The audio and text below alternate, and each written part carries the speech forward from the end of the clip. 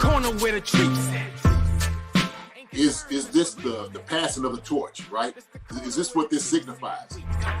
It comes down to that front office and what they feel is most important. The champ is here. We touched down from a higher plane. Why you landed here? We always look forward to that week because it was always intense. You know that we ain't coming back. We got to. The man, the myth, the legend, Dante Hall. My favorite player growing up was Dante Hall. I love you guys in the show, but Dante was my guy. Get to dashing because you done on the warfare.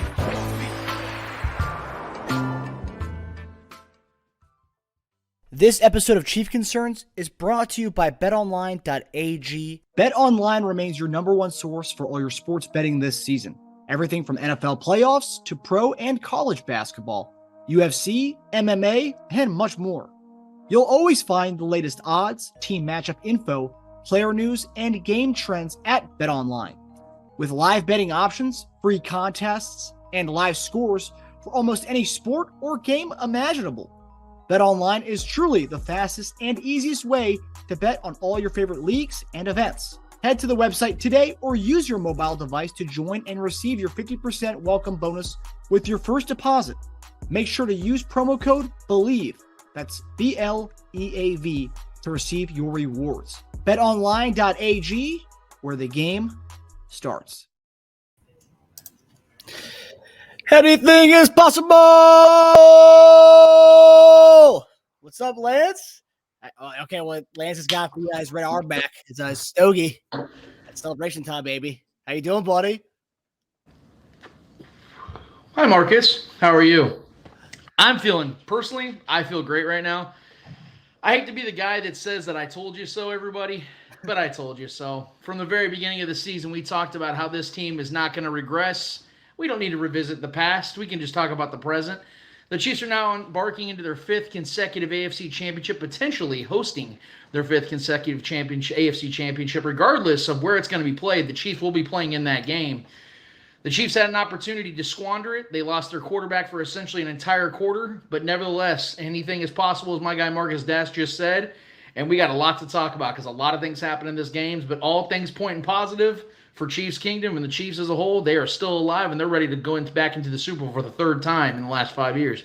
Yes, sir. Yes, sir. As Lance said, a lot of things to discuss tonight's AFC Divisional Round post-game Chief Concerns show. Our guy JD may or may not join us. He's actually right now in Los Angeles at the NFLPA Collegiate Bowl. He's the tight ends coach for one of the teams. A lot of good names actually in that. A lot of former Chiefs players are actually coaching in that. I believe Chris Chambers is a wide receivers coach. And that Bobby Scipio is also a coach in there. Some good names at the College Bowl. So JD's probably having himself a good time in Los Angeles. He may or may not join us, but Lance and I will certainly hold down the fort until JD gets back, if he does get back today. 2 weeks off from the post-game show, so we missed you guys. It's a great time to be talking Chiefs Bowl. Obviously, the big thing tonight was the win, but underscoring that win, I have to say, obviously, the injury from Mahomes' ankle injury. And I got to say, I mentioned it on Twitter. I got some flack on there. I called it Mahomes. And I even named the title of this episode. This is Mahomes' flu game. Obviously, NBA fans, Jordan fans know. Everyone knows about the Jordan flu game. Mahomes came out that second quarter, didn't want to leave the game. And I got to say, we'll talk about this, but the stretch plays, the under center plays when Mahomes is dealing with his ankle injury, it seemed like he was more hobbled from that than doing anything else. So we should have kind of maybe avoided that a little bit, but we'll talk about that. But Mahomes came in, did fine, looked all right. Obviously a little hobbled there, but Chad Henne, man, 2 out of the last 3 playoffs, he's come in and done what he had to do. And I say he's a Jaguars cast off, and I think it's funny that he came in against his old team and drove down 98 yards to score. Looked great on that drive too. Got the ball out fast. I think 5 of Kelsey's 15 catches, and I came on that drive, which is nice. But it was a great redemption for Chad Henne to do that against his old team, but also shows how important having a mature, an adult in the room as a backup. As Colin Coward says, an adult in the room as Mahomes' backup, and shows you how important that is. And every year, I know we always think it's Chad Henne's last season. I hope it's not his last season. I hope he continues to be our backup for the next 2 years at least. And if he's not, that shows and emphasizes how big of a deal it is to have a good solid backup in case Mahomes gets an injury, especially in the playoffs. Lance, talk to me about what you saw from Mahomes post-injury, what you thought about the play that it's called into question by Arden Key, the tackle, which a lot of people say is dirty. Some Jags fans are saying it's not dirty, and other teams fans were saying it wasn't a dirty play. Talk to me about that. Talk to me about Chad Henne's performance, and talk to me about what you fear 8 days from now with this high ankle sprain potentially. Yeah, I find it. I mean, I would love for a Chiefs player to fall their full weight when they didn't brace falling at all and just falling right on Trevor Lawrence's ankle like that, and then let them say that wasn't a dirty ass play, because that's exactly what it was. Mm-hmm. Arden Key, that was a dirty ass play, and we all know it. Chiefs fans, whatever, you have 2 working eyeballs, 1 working eyeball. Maybe hell, even if you just have ears that work, I mean, that maybe give you enough indication of what took place. It was a dirty play, and that's just what it was.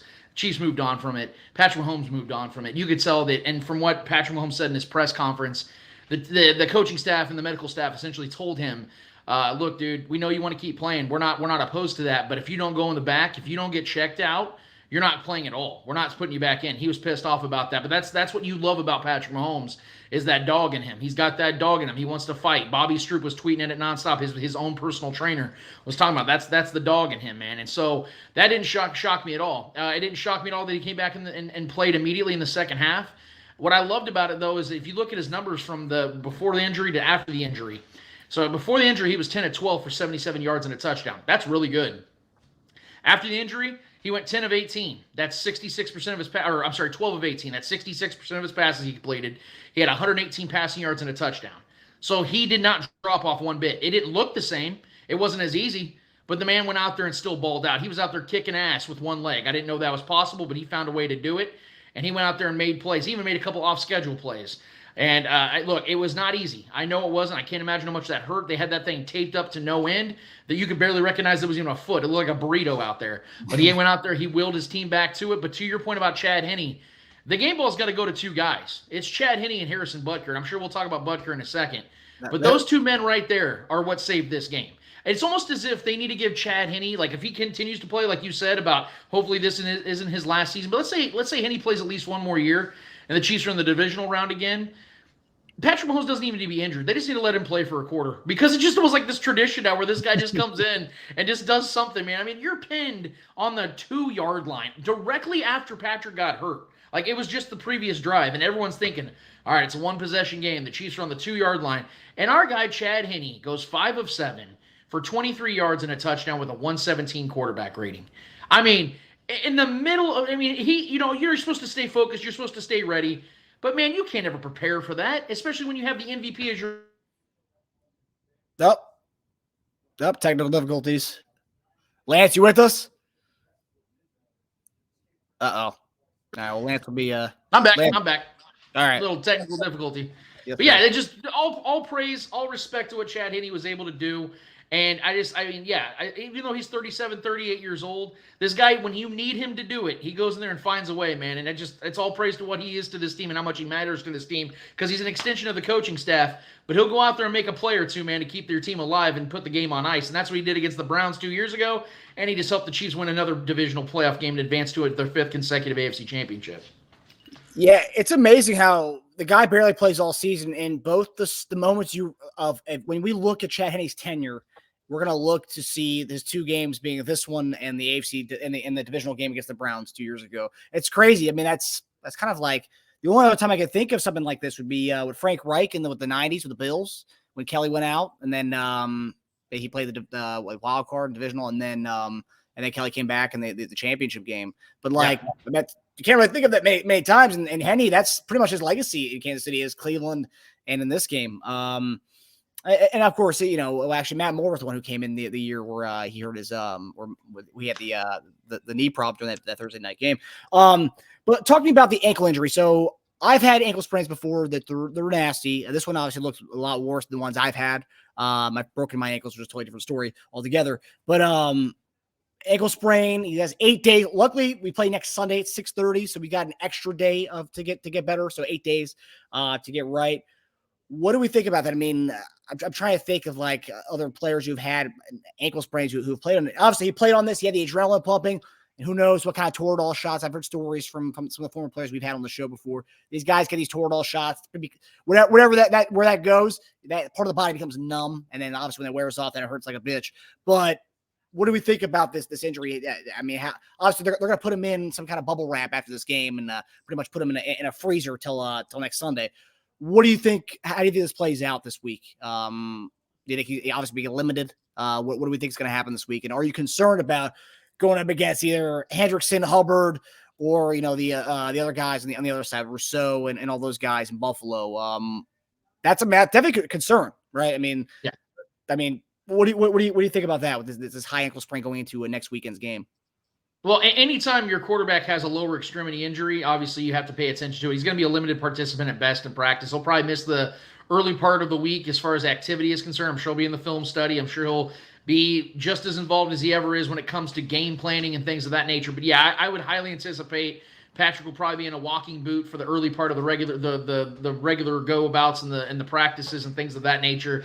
The good thing is, man, is that it definitely looked as if when the adrenaline subsided and the pain started to really wreak havoc, he was able to fight through that, which is a good sign. And we have actually seen quarterbacks in the past fight through these types of very similar injuries, like Ben Roethlisberger. He ended up playing the very next week. I think it was in 2011. He got hurt against the Browns and then played that very next week and actually had a really good game. Ben Roethlisberger is nowhere near the athlete Patrick Mahomes is, and I know that Patrick Mahomes is a lot more mobile, so that's obviously plays to his strengths of being able to get out of the pocket. So he's going to probably be a lot more limited. The good thing about this is two things. Whoever the Chiefs face in the next round, neither one of these teams are at their full strength when it comes to pass rush. We've seen the Bills, a team that had Von Miller early parts of the year and the majority of the season, get to the quarterback rushing 4. That's not been the case of the last 4 or 5 weeks. They've had to do a lot more blitz schemes, which is going to leave a lot more open for Patrick Mahomes if, in fact, they have to play the Bills, especially if they have to play in Atlanta on that quick turf. So that's something that I feel a lot better about, especially when Patrick Mahomes is protected by this offensive line. I know Orlando Brown did not have a good game, but Patrick Mahomes didn't get sacked in this game. And the Chiefs' offensive line led the league in win rate on pass plays. So they're going to do well even against a better pass rush than the Bills. The good thing for the Bengals, if the Chiefs end up playing the Bengals, is the Bengals, if I'm not mistaken, finished 30th in the league in sacks. They're not a defense that's known to get to the quarterback anyway, and Hendrickson is banged up, and he's their best pass rusher. They do know how to get to us, though. They do have their way with us. And that's what I was going to say. The thing about the way the Bengals have been able to get to Patrick Mahomes is their drop 8 and making him sit in the pocket. So I'd imagine this week, if the Chiefs end up having to play the Bengals, they're going to have a game plan where they're going to get the ball out quicker out of Patrick Mahomes' hands. Because you and I both have talked about this before, about how frustrating it is. All 3 of their last 3 Bengals games are against the Bengals. They have not done that, where they're getting the ball quicker out of Patrick's hands and beating that drop 8 coverage. So that can't happen this week, and the Chiefs are now going to have to force their hands. And the way that Pacheco is playing football, having 95 rushing yards, I think on 7.5 yards per carry tonight, that's going to give the Chiefs even more incentive to run the ball against. If the Bengals want to play that soft-ass coverage, man, the Chiefs can just go out there and get 6-7 yards a clip. 78 yards in the first half. Unreal. I mean, and I'll tell you what, I haven't been the biggest fan of Pacheco. I mean, I like Pacheco, but I've been kind of most of everybody in Chiefs Kingdom, wanted to crown him right away and give him the Kareem Hunt crown right week 4, right after that Buccaneers game. Everybody wanted to crown him. And I gotta say, seeing that burst he had, that 4.3, because I haven't seen, because he's a fast guy. That 4.3 speed that he hasn't really shown that this year. That one run he had in the first half, holy crap, and he ran down the sideline. Unreal. And that really showed his 4.3 speed. He hasn't really gotten the chance to show that, and he kind of showcased that for us today.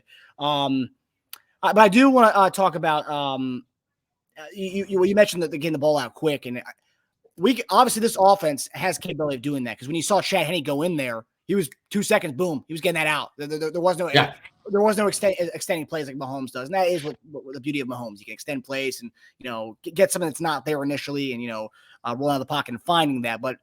We can do it. We can drive 98 yards with Chad Henne doing it. I think Mahomes can get the ball out quick against Cincinnati next week. But you mentioned this is one guy that I wanted to showcase today. This is a guy that's gotten a lot of shit in Chiefs Kingdom. We've given him a lot of shit in Chiefs Kingdom. You could say that. Myself included.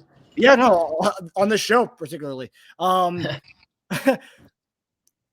Butker, man. 2 50-yard field goals today. They got us that kick right after the one of Mahomes' first drives going. We got that kick. Unreal. It was a time where we needed to get that field goal. And then his tackle and that kick return.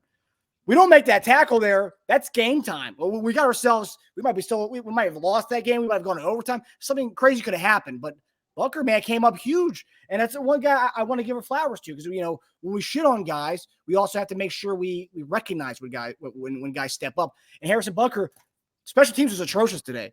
Agnew's a good-ass kick returner, but every week there's always a new special teams problem, and Bucker was not the issue today. He had nothing to do with that. So you mentioned it about Harrison Bucker. What do you got to say about Harrison Bucker in his game today, stepping up on all this is the epitome of a love-hate relationship when it comes to kickers, man. I'm always about what have you done for me lately, and when you screw up, I'm gonna give you shit. I'm gonna say I demand better because you play a specific role. You are supposed to be nails. You're supposed to be mentally strong. You're supposed to do your job. It's one simple thing. I'm not saying simple, but you have one job to do literally. You don't have the pressure of being a quarterback that has to lead an offense. You don't have to worry about being an edge rusher and having to go out there and play 50, 60 snaps and try to get to that quarterback. You have one job to do. And when Harrison Bucker does it, I'm going to always give him his respect. Not only did he hit those 2 big field goals, he went 3 for 3 on extra points, and that's what I've always knocked him on, because we all know, man, when it comes to the playoffs, Harrison Bucker from 50, man, it's money. The dude's money from deep, man. He's Steph Curry with the foot. I'm telling you. He just hits them deep, man. But when it comes to extra points, that is where I'm always paying attention. And the dude not only went 3 for 3, he actually technically went 4 for 4 because we had that false start. I think it was on Andrew Wiley or Allegretti, whoever it was that they got it on. But he sunk it again. And it just Butker, when they needed him the most, because this was a night when your MVP, who's been picking you guys up all season, needed you to pick him up for a change. Harrison Butker and his foot, Chad Hiddy and his arm in the decision-making picked up Patrick Mahomes, and that is why this was a team victory, man. We've had games in the past where Patrick just threw for 400 yards and 4 touchdowns. It didn't really matter. The team could screw up on defense a couple times, and Patrick just carries them. This is a night where everybody had to play at their best because they knew Patrick Mahomes was human tonight for the majority of the time, and they did just that, man. The defense did incredible special teams, although Agnew did run all over him, and Dave Tobe's driving me crazy with some of these coverages he's putting out there. We have to give our guy Harrison Butker a ton of credit in this game, man, because he was absolute nails, and he's what we needed tonight out of the kicking position, man. That played a large role in why the Chiefs are advancing. Yeah, and you kind of talk about the kind of team game aspect, and everyone stepped up their level of play. I haven't seen Frank Clark look that good in a really long time consistently. He was all over the ball today, pass rush, making some tackles in the backfield, and then also you had guys like Derek Nottie step up. Yeah. I haven't heard Derek Notty's name all season. I mean, he's been one guy that JD and I have talked about looking awful as far as not getting any penetration up there. He looked like a badass tonight. Well, that Colin Saunders as well. Colin Saunders, yeah, and that was the one thing Jaguars fans were actually mad about. They said the one hit that he had on Trevor Lawrence was a helmet to helmet. It was a dirty play. I got called out for that on our Twitter account. But you talked about the stepping up of play from everybody. What do you make of the D line today? I know Chris Jones didn't get a sack tonight, but I mean, his presence made a difference, obviously, as it normally does. What do you think about the stepping up of play from the defense, specifically the guys on the defensive line tonight? We talked about this, I know, on your guys' show, and I've talked about this on my show on the Spoken Podcast, and I've heard it. A lot of other shows have been asking about it, about if this defensive line in particular is going to be for real, because as we all know, they were second in the league in sacks, I think only behind the Eagles. They've stepped it up. I think they had over 22 more sacks this season than they had last season. That's a massive step up. That's credit to Joe Cullen, which is where this all starts. I mean, Steve Spagnuolo is the man that runs the defense, but Joe Cullen's been the ultimate difference maker in all this. The defensive line coach from, ironically, the Jaguars. The guy that came over from a year ago and decided, you know what, enough's enough. Let's make this into a defensive line that can be respected. And that's exactly what's happened. If you noticed tonight, Spags wasn't calling as many blitzes. They were still there, but you didn't feel like Spags had to draw them up in order for them to get pressure. Karlaftis was up there in the face of Trevor Lawrence. Carlos Dunlap was in his face. Chris Jones was all up in that backfield. He didn't get his sack, but his presence was known all night long. Like you said, Derek Nottie by nature was out there tonight doing his thing. Colin Saunders getting that big, massive hit, which was clean as hell because the ref's standing right there. And you know they don't ever hesitate to throw flags on the Chiefs. They didn't throw one because that was a clean-ass hit. It was a nice hit. Knocked Trevor Lawrence about 5 yards back. So I have confidence in this defense, and the reason why is because they've given me reason to believe in them. They've given me reason to have confidence in them because this Jaguars offensive line, although is a little banged up, Scherf was a little banged up, their center was a little banged up coming to this game, Trevor Lawrence is one of the 5 fewest sacks quarterbacks in the league this season. And both times the Chiefs have played them this year, a combined 7 sacks on Trevor Lawrence. 7 sacks in 2 games against Trevor Lawrence in this offensive line. That's a lot of credit to what the Chiefs' defensive line has done, what Joel Cullen has done, what Steve Spagnuolo has done, giving the trust to his defensive line coach, and this defensive line to go out there and make statements. They've been making statements far often than they haven't this season, especially down this last stretch and this last winning streak they've been having, man. It's been nothing short of awesome, and it's made the job for these young cornerbacks, as we've talked about so many times on this show in particular. You got to make the job easier for these young and inexperienced corners, and that's exactly what they did tonight, man. They made their jobs easy tonight. Yeah, 100%. I forgot that Colin played. Yeah, he was it was his revenge game too. Yeah, Chad Henne's revenge game. You also had Joe Cullen's revenge game. But it's one thing that I said online. If you guys weren't with us at the start of the show, I mentioned that this was Mahomes' version of the Jordan flu game, Game 5 of the 1997 Finals, and Mahomes getting hurt and not wanting to go get checked out. Mahomes literally went off the field for a second, came right back out, and then came out again. They obviously they didn't want to put him back in. They wanted him to go to the locker room and all that stuff to get tested before coming back out. But I think the players around him, and you mentioned it, Lance, the players around him seeing him pick up the team when the defense is allowing a score in every drive or in every series, and Mahomes came out. And everyone picked up their game. We're talking about guys like Derek Nottie. We're talking about Colin Saunders. We're talking about Noah Gray. We're talking about Chad Henne. We're talking about all these guys who picked up their game tonight because they saw their captain, their MVP, hurt and wanting to play regardless of his injury. No one knew how bad it was. That could have been a lot of things. That could have been, I think some people said it could have been an MCL thing. The way his knee went down. But we had to get that checked out because he was kind of holding his knee at first. Yeah. And then obviously thank the Lord, it's an ankle sprain, which ankle sprains are nothing to play around with. But seeing Mahomes, kind of the story of Mahomes, like what's the next thing to compare him to? I mean, well, obviously people want to call him the GOAT. Now we're giving Brady that title right now, but Mahomes is going into that next level. He's potentially going to get his next MVP. Potentially maybe compete in the Super Bowl, but we're seeing him do things that only a guy like Jordan that we can think of, a guy who played through pain in the biggest stages of them all. And people were saying, I guess also people online saying, oh, why is Andy playing him right now? Why is he playing through this right now? Yeah, injuries happen. And this is a time of the year when a guy doesn't want to leave the field, because this is what you play all year for. You play all year for to play in January, to get a chance to play in February.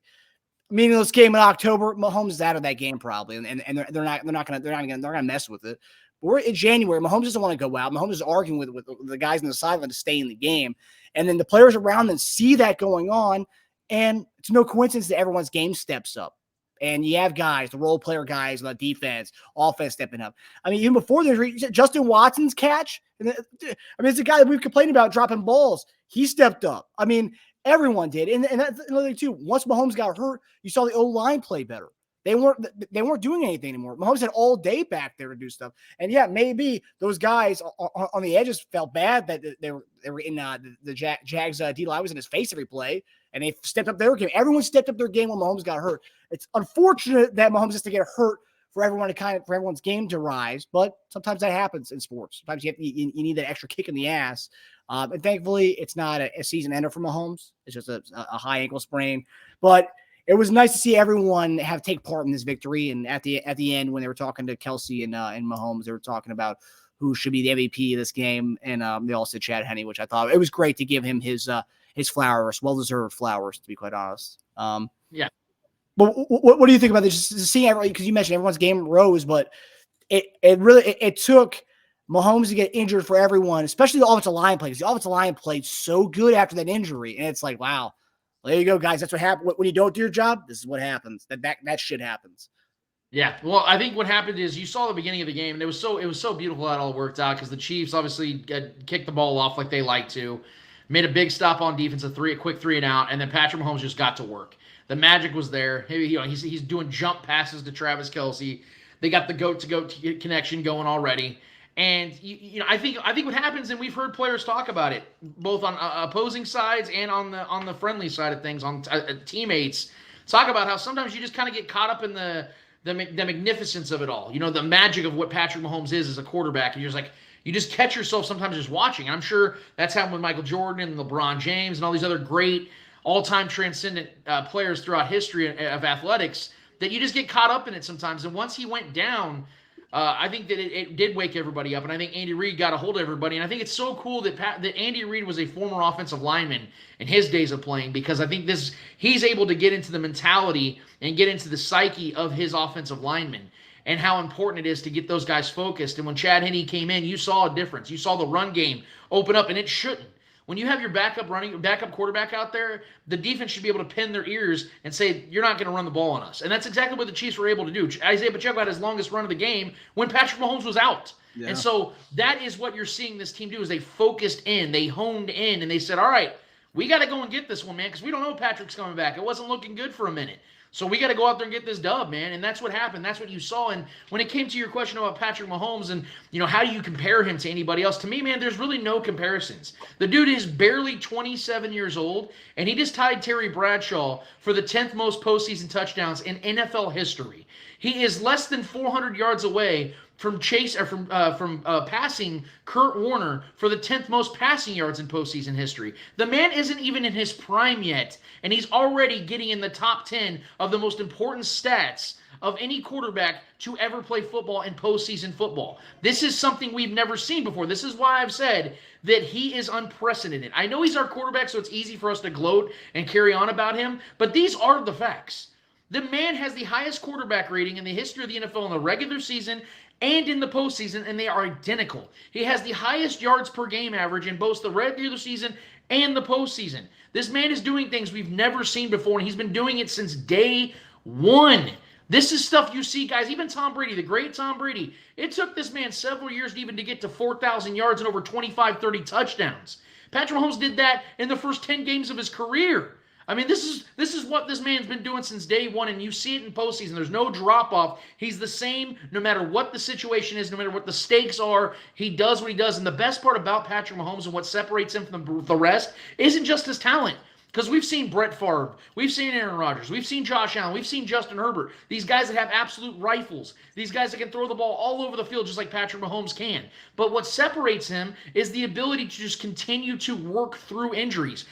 Most quarterbacks, they have that injury, they're not coming back for the rest of the game, like you said. Whether it's regular season, whether it's a postseason game. Guys are not coming back. He fought through that. Now, whether they gave him a shot, which they probably did, and they taped it up, he still went out there. But it wasn't that he just went out there. The dog in him is what helped him focus in, ignore the pain, and go out there and sling the ball and complete 66% of his passes with one leg. And it's so fitting because if we know anything about Patrick Mahomes, in the year the Chiefs won their first Super Bowl in 2019, Patrick Mahomes had a leg injury all season. Mm-hmm. And it was to the same leg. So Patrick Mahomes is on the precipice of leading this team to another Super Bowl on one leg. That's something that is just simply unexplainable, and I'm tired of trying to explain this man because you can't encapsulate him. You can't explain him. Patrick Mahomes is simply one of one because of the talent and the F you, I'm getting it done mentality that he has, man. You can't replicate that. You can't find that guy just sitting around. He is special. He is one of one. Yeah, and it also, our comment here by our guy 3 Studio, wide receivers were really quiet today, sans MVS TD, but still got to get that ish moving forward next week. And you look at the numbers here, take away Kadarius Toney, I don't really know where our receiving game would be. Because, obviously, Kadarius, he became the focal point for the receivers today. Obviously, the short stuff was there. We were taking the quick stuff anyway. But Kelsey's 14 catches. Take away those. You have KT leads the team with 5 catches as far as on the receiver end. And then drop off Juju with 2 catches. Then Watson 1 catch, MVS 1 catch, and then Sky Moore 1 catch. So, yeah, that is troublesome. But we also were adapting on the fly with this injury and having to go quick stuff. Well, I'm going to say something about that real quick with the wide receiver position because I agree. It is worrisome, but right now it works. Patrick Mahomes was able to have an historic season with this much limitation at wide receiver, so I don't like it. But this is another reason why I said on my Twitter account a couple days ago that make no mistake about it, just because this worked this season doesn't mean that the Chiefs aren't going to go in this offseason and say, all right, Let's go get him a top tier wide receiver. That's why the DeAndre Hopkins news is news. That's why there is that still out there, man. The Chiefs are still right now, as currently constructed, the favorites of getting Nuke Hopkins, man. Because I think it's a real thing. Because even though, yes, he's not going to be cheap per se. I think he's got $34 million left on his deal. He is in his 30s. He's had some injury concerns. Make no mistake about it, though. A healthy Hopkins is a top 10 receiver still very much in this league, and he would still be cheaper than what Tyreek Hill would have been. Tyreek Hill's dead cap money for the next 2 years, I think, is in the 60s. So you're saving a ton of money, and you're getting still a top 10 receiver if that does happen. But even if it isn't Hopkins, the Chiefs are going to be out there shopping this year because they have a ton of cap space to work with and mess with. And I wouldn't put it past them to utilize a couple picks maybe even early in the draft. I know we got a long way to go, but they might go and get a receiver, man, because you're talking about Juju might be gone, McCole Hardman might be gone, MVS, they might get out of his contract, and then you're left with Sky Moore, Kadarius Toney, and a bunch of young guys. Yeah. I think that the Chiefs are going to go out there and be very aggressive at the wide receiver position because even though Patrick Mahomes can still make it work, you don't want to make him have to go and do that. And furthermore, Travis Kelce's going to be 34 years old next season. He's still great, and he's going to continue to be great. Like, we saw Tony Gonzalez still go out there and get 950 yards at 37 years old. That's what I think Travis Kelce's going to be. But even with that, at the Falcons days with Tony G, he still had Roddy White and Julio Jones and other guys around him to make his job easier. They need to do the same thing for Patrick Mahomes and Travis Kelce moving forward. Yeah, 100%. You can't rely on a guy. I mean, Kelce cannot be your focal point receiver as he gets up there. And I got flack for when I said that the Hopkins news is something to look at, and especially now. Everyone's like, "Oh, Patriots." If they get Bill O'Brien, Hopkins ain't going there. He's not going to waive his no trade clause to go to New England to be with Bill O'Brien again. Not going to happen. Not with Mac Jones. He's, like you said, he's getting his 30s. He's getting older. He's going to want to win one, and best chance to win is going to Kansas City, playing with Pat. And Hopkins is a different type of receiver than Tyreek Hill, probably different type of receiver that we've ever had in the Mahomes era. So sky's the limit to see him with Hopkins, but that's a conversation. We're going to get into a lot of that conversation in the offseason. But final topic here before we head out and get to watch this Eagles and Giants game. Tomorrow, Buffalo, Cincinnati. I'm going to ask you right now, not who you have in this game. As Chief fans, who would you rather play, Cincinnati or Buffalo? Two teams that we've had kind of back and forths with. Actually, there's been no back and forth with Cincinnati as far as the win-loss. Would you rather play Cincinnati at home or play Buffalo at a neutral site? Who, if you had to pick and choose, who would you rather play? Well, let me first say that I don't think that this should be a scenario we're dealing with at all. I think that the Bengals got absolutely screwed in this, as we've talked about before, that they lose a home game against the Bills, get screwed in the whole playoff rules of change, and somehow the Bills are now getting to host the Bengals in this game. It should be a neutral site for this one, if we're really going to go by neutral sites. From a matchup perspective, I'd rather face the Bills. I think the Chiefs they're suited to beat the Bills better than they are to beat the Bengals, just simply off of history. The Chiefs have beaten the Bills in the last two postseasons, and this Bills team isn't as good as they were last season. They had the number one ranked defense last year. This defense isn't nearly as good as they were last season. They're not nearly as healthy as they were last season, even with Trey White being out last year. They had a healthier defense, and Josh Allen was playing better football last season. He's turning the ball over left and right, literally, man. I mean, he's the single reason why that was even a game against the Skylar Thompson Dolphins last week. It should not have been a game. They should have rolled 34-point victory on that one. It was Josh Allen. So from a schematic confidence aspect of it all, I think that they would rather play the Bills. But I'm gonna throw a curveball on you. I'm hoping it's the Bengals and Chiefs. Biggest reason why? Because the Chiefs deserve to have a home game in the AFC Championship, man. This is only right. For as long as we can remember, you get the 1 seed in the AFC, you have the right to have the home game in the AFC Championship or the NFC Championship, whatever conference you're in.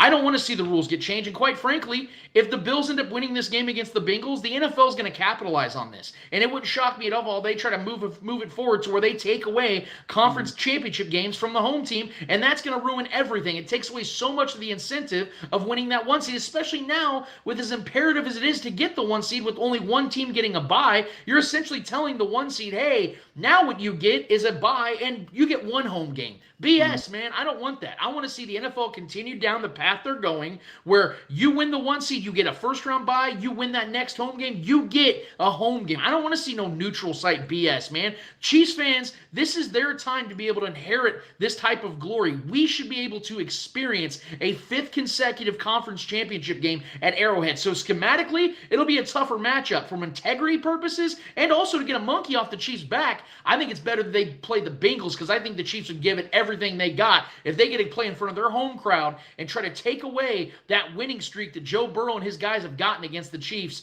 over this last calendar year. Yeah, I think for me, forget about the being at home. Obviously, that helps too, being at home. But although I would personally like to see Mahomes in the Dome in the AFC Championship game, but obviously home field advantage is big. But yeah, I'm with you. I want to play Cincinnati. I don't necessarily think we match up against them better. However, I think that's what you say. I want to get the monkey off our back, because those guys talk so much shit. They're a very cocky bunch. And Joe's window is forever, as he says. And what Mixon has mentioned multiple times, they are the top dogs in the AFC. And that's something I do kind of want to make them eat some humble pie. So I would love to play them, especially their O-line's in shambles. And I think with the way our defensive line has really come to play the last few weeks, I'd love to see our defensive line against them in the AFC Championship game. And I know with the amount of shit talking that team did against us every time they play us, but specifically after they beat us in the AFC Championship game last year, I think our team's definitely going to come out and want to play and want to put something on their ass, Eddie Kennison style, in the AFC Championship game. So yeah, Kansas City also, and then just again that monkey off our back, just beating the shit out of the Bengals. Because I mean, 3 times in a row, it's hard. It's hard to beat a team 3 times in a row. They've done that.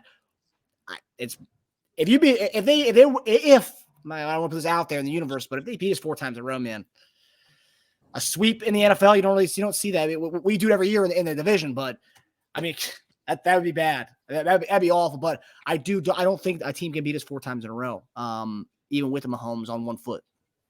That's a lot. And like you said, there's a lot of pressure on both the Bills and Bengals. Think about it, man. If the Bengals end up beating the Bills tomorrow, you're talking about a Bills team that's going to have to reflect all offseason about what they're going to do moving forward. They're going to have to pay Josh Allen a ton of money coming up. I mean, his guaranteed money is going to start to kick in. Jordan Poyer, a 32-year-old safety, is going to be a free agent.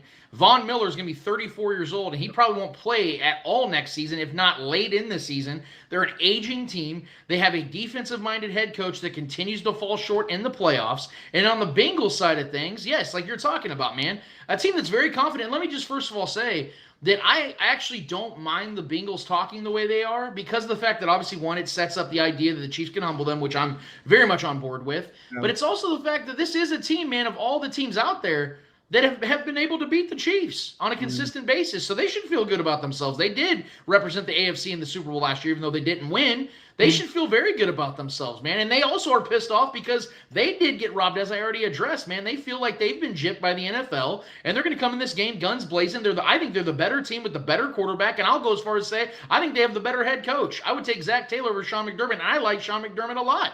Wow. I think Zach Taylor, an offensive-minded head coach, is the way to go, man. 7 of the 8 teams going into today, they're remaining in the playoffs, were offensive-minded head coaches. Sign me up for Zach Taylor, man. And again, from the storyline perspective, I know the NFL wants the Bills. But if the Bengals go out there, their offensive line, and again, the offensive line's banged up, it's in shambles and all that, but the Titans sacked Joe Burrow 9 times last season in that divisional game, and they still beat the Titans in Tennessee. And the biggest reason why is what? Because of turnovers from Tannehill. What did I just say about Josh Allen? You go against that Bengals defense, going to play bend, don't break, and you know Josh Allen's going to get impatient as hell, and he's going to chuck the ball downfield. It's going to set up plays and opportunities for the Bengals to capitalize and turn the ball over and give Joe Burrow extended more drives, more possessions. And I think Joe Burrow, a guy that is so calm in the pocket, can go into Buffalo if the refs don't get in the way, and that's a real thing because Carl Sheffers is officiating this game. If he stays the hell out of the way, I do think the Bengals are going to win this game. Yeah, hopefully they get the officiating that we had today, which pretty much stayed out of it altogether today. I thought the officiating, like you mentioned, did a really good job today. I gotta say the Bills have regressed a lot this year, and I think it has a lot to do with Daboll leaving and Ken Dorsey being the guy there. And it doesn't make any sense to me Ken Dorsey is actually being considered for the Carolina Panthers head coaching job. That's odd to me. I think the Bills have regressed immensely under Ken Dorsey. Specifically toward the second half of the season, they've looked pretty bad offensively. I gotta say though, have you been watching a lot of Colin Cowherd recently? Because that whole offensive coaching that's something he's been harping on all season. That you can't in this modern day, and I agree with him to a certain extent that in this modern age of football, you kind of have an offensive minded coach, especially when you have a guy like Josh Allen. I think McDermott though, I think he's a good coach. Yeah. But you are right. I mean, I do agree. I think all teams need to kind of shift in that. That's why I'm not a big Staley fan. I think Chargers should move off him, but the OC got the scapegoat there, which does not. I think Chiefs fans. I think we should start a GoFundMe or like a petition group to pay for Staley's contract because Chargers. Hey, look, we're willing to donate. Keep him there as long as you want because it only benefits us here in Kansas City when he's playing his starters in meaningless games to go into the playoffs and he literally has his receiver have a broken back that could have been the deciding factor in them advancing in the playoffs because I think if Mike Williams would have been healthy for that game against the Jaguars, I think the Chargers win the game. So these are the kinds of decisions I'm more than okay with Brand Staley, a defensive-minded head coach, I might add, being there in the Chargers facilities for years to come. So yeah, let's go ahead and start donating some money towards that, man. Help the Chargers alleviate some of that stress. They don't have to pay him; we can do it. Yeah, well, let me ask you actually. This going off tangent here about just the AFC West in general. Sean Payton was on Colin Cowherd show this week, and he mentioned that I guess what the price would be to forget would be like two second round picks or two early multiple early picks in the draft, and on top of that, what $20 to $23 million a year is what he'd want. I mean, Denver trading two first round picks or a first and a second, and then also paying him that money. I don't know. I mean, would you be scared about Sean Payton coming to the AFC West and having to play him 2 times a year? I mean, given that Denver, at least the next 2 years, would kind of be, not have a first round pick to trade him, 2 early picks for Sean Payton. What do you think about that?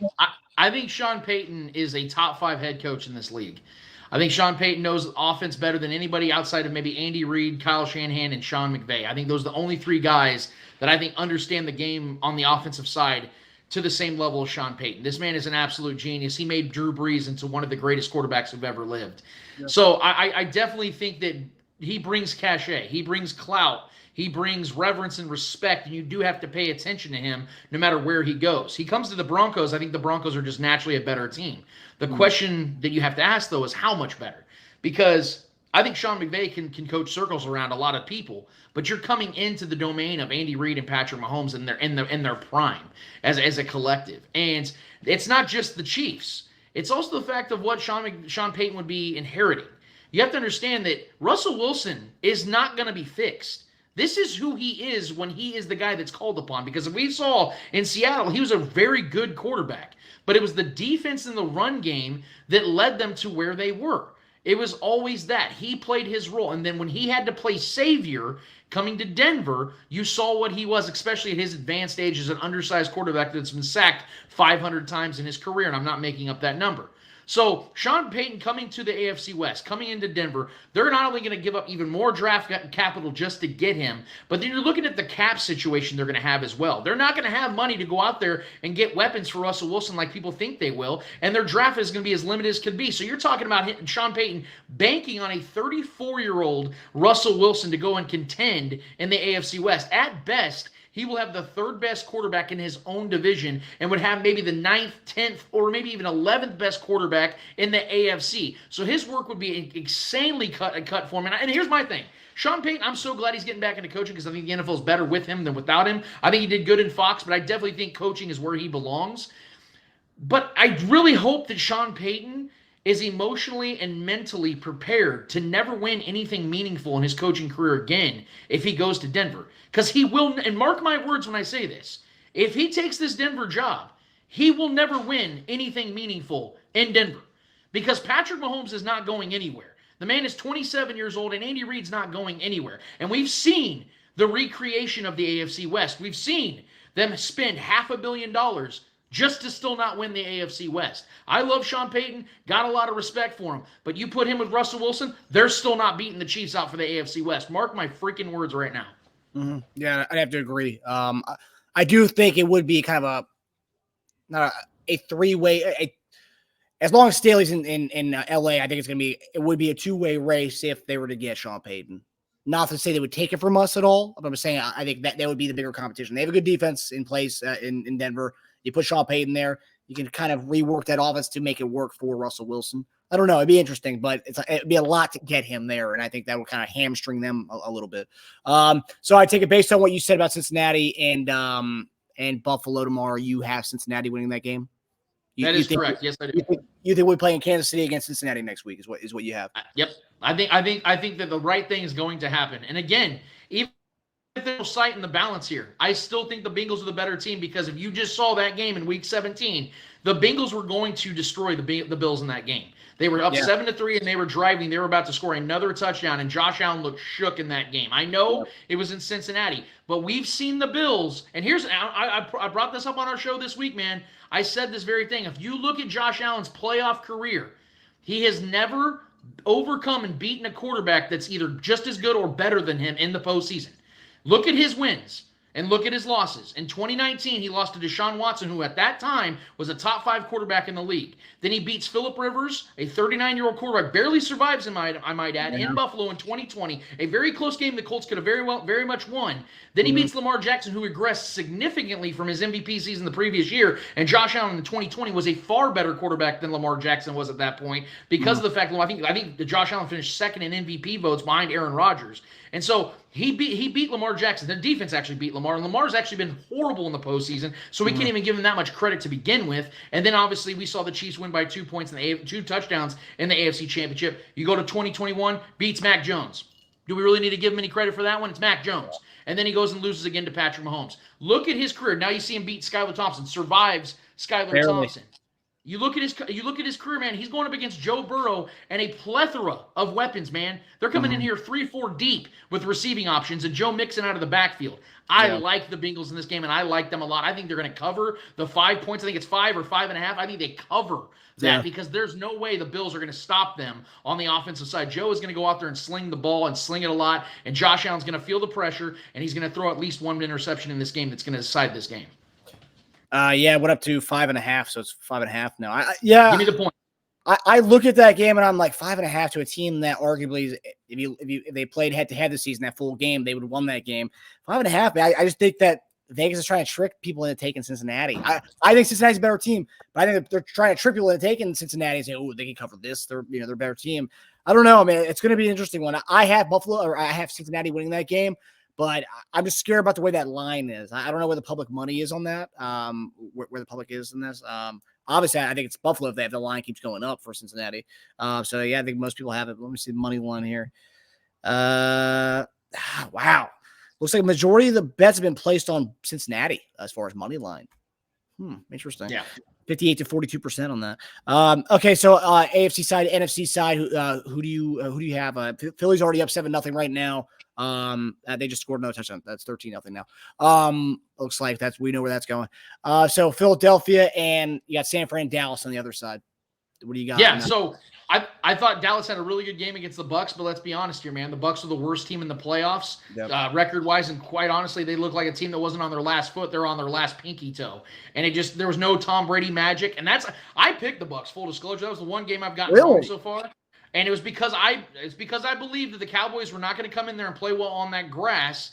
Dak Prescott was going to have his best game of his career, and he ended up having, a 4 or 5 touchdown game. And I thought Tom Brady was going to get those horrific penalties downfield, drive them down the field, get a game-winning touchdown or field goal. I was 100% wrong. Dak Prescott balled out, but this makes me feel even more confident in my stance and what I picked from the beginning of the season. I said the 49ers were going to represent the NFC in the Super Bowl. And I am not budging. In fact, I feel even more confident about that. And I picked that back when they were 2 quarterbacks ago with Trey Lance. Then they lose him. They lose Jimmy Garoppolo. And, hey, they might have had their best quarterback just sitting there waiting in the wings in Brock Purdy. I don't know what he is yet. All I do know is this guy has been nails. The moment's never been too big for him. He's been productive. He's been efficient. And he does exactly what Kyle Shanahan needs. And furthermore, let's give this kid some credit because he does play within the scheme and the system, and that's what Kyle Shanahan needs. But how many times did we just see in this last game against the Seahawks, a divisional foe that they've already faced 2 other times, how many times Brock Purdy did off-schedule throws that were accurate, that created plays downfield and got scoring drives out of it. This kid, I think, has the real potential of being a legitimate quarterback in this league. And when you have a guy like that has the poise, composure, and the ability to get the ball downfield to these playmakers, with Christian McCaffrey, who might be the best running back in the league right now, with the best defense behind them, a defense that since losing to the Chiefs by 21 points in week 8, they have not only not lost a game, they've been holding their opponents to 16 points per game and have had 8 double-digit victories. They have been dominating their opposition, man. So unless you can show me unless you can tell me that the Cowboys are going to go out there and replicate what they did against the Bucs, which is what they're going to have to do to win this game in San Francisco, I'm not buying it. They're going to beat the Cowboys. I do believe the Eagles are going to beat the Giants because they're just too talented of a team, and Jalen Hurts is just healthy enough. They're going to win this game tonight, and then there's going to be an NFC Championship in Philadelphia, and the San Francisco 49ers are a perfect team to go against the Eagles because the Eagles are predicated on what? Play action and run game. The 49ers are one of the best defenses against play action, and they are, I think, the single best defense against the run game. So I have to be convinced otherwise the 49ers are not going to make it to the Super Bowl, and that sets up for a perfect scenario if our Chiefs end up in the Super Bowl and we get ourselves a rematch from Super Bowl 54, because I think that is the most beautiful scenario we could come up with, man, because I think those are the two most worthy opponents in the entire NFL, and I think the Chiefs have a serious advantage in that one. We can get to that one later on. But yes, I'm very confident that the Niners are going to get to the Super Bowl. Yeah, and I think one thing about what Purdy's been doing, I think with that offense, and this is what kind of Jimmy G's been the king of. You don't have to be the best quarterback to be in that offense. And now you have McCaffrey in there. You don't have to be a Mahomes type. You don't have to be a playmaker. You have to do the right throws. And that's one thing Purdy's been doing. Making some of these highlight type special type plays. And with McCaffrey, with Kittle, with Debo, with Ayuk, I mean, they have a plethora of weapons there. I mean, and he's looking well so far. I will say Purdy did screw me over a lot in his college days and a lot of my bets at Iowa State. So I'm very surprised to see him doing what he's doing so far. But yeah, no, I agree with you. I have Philly and I have San Fran tomorrow night. Yeah, you and I are pretty much in the same boat here. I had Dallas in that Tampa Bay game though. I was kind of concerned when I heard about that that Brady was undefeated against Dallas all time. Which that was a crazy stat. But yeah, and also I think what helped me pick Dallas was the fact that they got dominated by Washington so badly. And I was like, there's no way they come out looking that poorly again. I think I read a stat every time they lost a game this year, they came out and won the next 3. Like if you look at their schedules, loss, win, loss, win. But yeah, I don't think Dallas replicates that performance. And I think even though I think it was worse Buccaneers than it was good Cowboys last week. They just looked bad last week. Well, yeah, so looks like Philly's going to win this one tonight, 14-0 to start off the game. Daniel Jones doesn't have it in him to come back, I don't think. And then tomorrow's going to be an interesting game. You get 3:00 at Buffalo, and then 6:30 at San Francisco. So it's a great weekend of sports. This is a really good time of the year. As you get closer to March Madness, NBA starting to heat up, and then we're getting close to the real deal time of the NFL season, man. It's kind of a sad part of the year when the NFL's almost done. It's also an exciting time for other parts or other sports going on. But we're gonna make these. We're gonna milk these next 3 weeks as much as we can. Because that's what we do. But all right, Lance, you guys can catch Lance on the Spoken Podcast next Saturday, correct? Are you guys? That is correct, man. You guys been bouncing around a little bit with the schedules, with the shows, right? Because of the playoffs, right? But yeah, we've been hanging tough though, man. We had a late show last night. I think we wrapped up at around 12:30, 1 o'clock in the morning over here in Central Standard Time. But we hung tough. It's been a great show, and so far we've been good, man. So yeah, it's gonna be next Saturday, episode 203. We're definitely gonna be talking about the conference championship games. We're gonna be recapping this one against the Jaguars, talking about Patrick Mahomes' leg. We got a lot to talk about, man. So hopefully you guys will stay tuned. We open up at 11 a.m. Central Standard Time, live streaming on Facebook, Twitter, and YouTube, of course, so you can subscribe there as well. And we talk all sports all the time, man. Awesome. Yeah, so you guys definitely go check out Lance and the Spoken Podcast. Me and JD will be back. Our episode will be on Thursday, normal time, around noon is when we'll get the episode up. JD. Yeah, you tell JD that I don't care what he's got going on, man. This is hanging out with you and I is far more important, all right? I don't care if it's Dwayne The Rock Johnson that's inviting him over, man. We got Marcus Dash in the house. I know. Damn it. I know. You pay homage to my guy Marcus Dash. Yeah, and I love JD. That's my guy. He sees this face for too long during the week. We needed a little break from each other. But no, JD and I will be back for a Thursday show. We will try to get a guest on. It's going to be kind of tough. He's on LA right now. We'll try to get a guest on. We had Quinn Gray this past week, which a lot of you Chief fans, some of the new Chief fans didn't know who he was. Yeah, it was cool having Quinn Gray on this week. And we're going to try with Chief concerns. We always try to get the guys who are like, you haven't heard from in a while. We always try to get those types of guys out there. So we'll try to get that. At worst case, you get me and JD, which not a bad thing. Still doing pretty good. It's not bad. It's all right. But all right, guys. We hope you guys enjoy the rest of the divisional weekend, and we'll see you guys next week. See you guys. Take it easy, Lance.